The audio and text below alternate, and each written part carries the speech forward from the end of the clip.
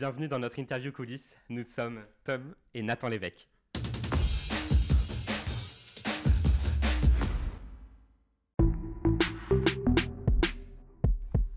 En quête d'un grand peut-être, c'est donc le premier guide de littérature ado qui tente d'explorer cette littérature par différents moyens, que ce soit des textes plus théoriques, des nouvelles avec la fiction, un panorama de conseils et une exploration de tous ces genres et de toutes les problématiques qui l'habitent.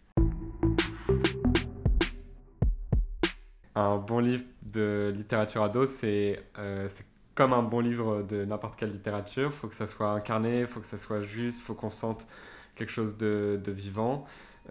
Par contre, ce qui est différent en littérature ado, c'est que c'est une littérature de l'intensité qui parle des grandes premières fois et des grandes dernières fois, de ces sentiments qu'on ressent avec une telle intensité à l'adolescence et qu'on retrouve plus tard, mais qu'on ressent vraiment pour la première fois à ce moment-là. Et donc, c'est une littérature qui parle à plein de monde aussi pour ça, parce qu'on se retrouve dans ces émotions-là. Harry Potter, il a un peu changé totalement la face de la littérature ado, parce que tout de suite, on s'est retrouvé avec une histoire très forte qui s'adressait aux enfants d'abord, puis aux ados, parce que la série évolue. Et c'est justement aussi une des premières séries dans la littérature ado. Et elle a montré, en fait, elle a ouvert la voie à des centaines d'auteurs et donc à un énorme marché du côté de l'édition, parce qu'elle a montré que les enfants, les ados, les jeunes pouvaient lire et pouvaient lire des gros livres. Ils pouvaient même relire, ils pouvaient lire en anglais, ils pouvaient écrire. Finalement, il a vraiment ouvert la voie à tout ce qui a suivi après. Et si la littérature ado est ce qu'elle est aujourd'hui, c'est en partie grâce à Harry Potter. En fait, il y a eu plusieurs vagues dans la littérature ado, qui sont un peu, à chaque fois, qui sont un peu marquées par des espèces de grands livres comme ça. Donc, en effet, le premier, c'était Harry Potter. Après, il y a eu Twilight, il y a eu Hunger Games.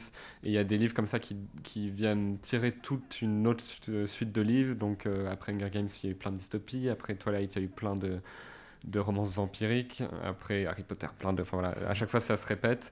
Ça vient bouger vraiment les lignes, quoi, nationalement et internationalement, du coup, à chaque fois, comme ça vient souvent pour les gros succès internationaux des États-Unis ou de l'Angleterre.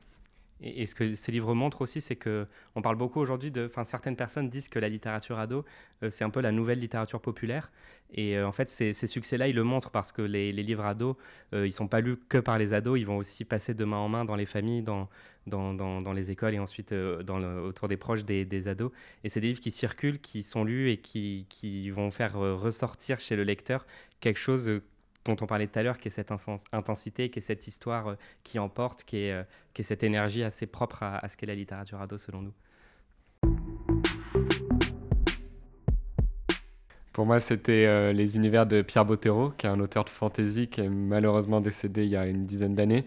Et il a écrit des sagas entières et a créé des mondes qu'il a parcouru avec plein de personnages différents. C'était aussi, pour moi en tout cas, le premier auteur dont j'ai vraiment aimé la plume. Il avait vraiment une voix très singulière, très poétique. Et ça, c'est aussi une des choses qui m'a donné envie d'écrire moi. Et pour ma part, même si pour tous les deux, il y en a évidemment énormément et on peut en retrouver plein dans En quête d'un grand peut-être, mais je pense que je dirais Van Gogh de Timothée de Fombelle, qui est publié chez Gallimard Jeunesse, qui est un livre qui a ouvert énormément de choses en termes de rencontres, en termes de projets dans ma vie, mais aussi tout simplement en termes de lecture, parce que c'est un livre dans lequel on se plonge et on est tout de suite emporté dans cette Europe d'entre-deux-guerres avec un roman historique, mais qui est aussi de l'aventure et qui est aussi bourré d'émotions, donc la littérature ado comme on l'aime, quoi.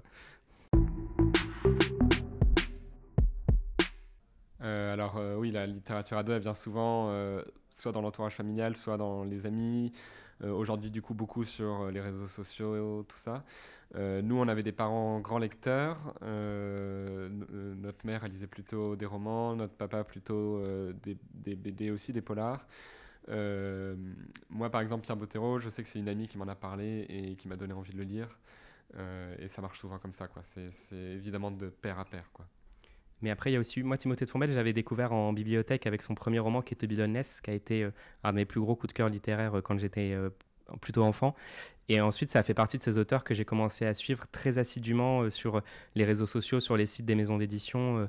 En fait, très vite, on est passé de lecteurs qui empruntaient en bibliothèque à lecteurs qui achetaient en librairie, qui surveillaient les sorties, qui mettait vraiment le pied dans ce qu'est la littérature ado aussi du côté professionnel et du côté du monde de l'édition, en fait, quoi. Et parce que les lecteurs de littérature ado sont des lecteurs très très fidèles et très perspicaces, quoi.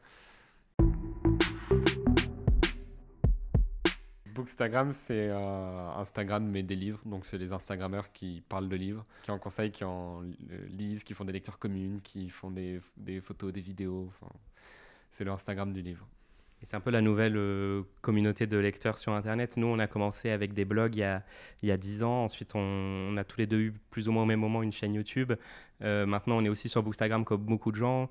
Il y a même un BookTok qui est en train de se créer pour ceux qui seraient des amateurs de TikTok de livres. Donc voilà, c'est un peu... En fait, ça suit tout simplement les évolutions des réseaux sociaux. J'avais jamais entendu BookTok.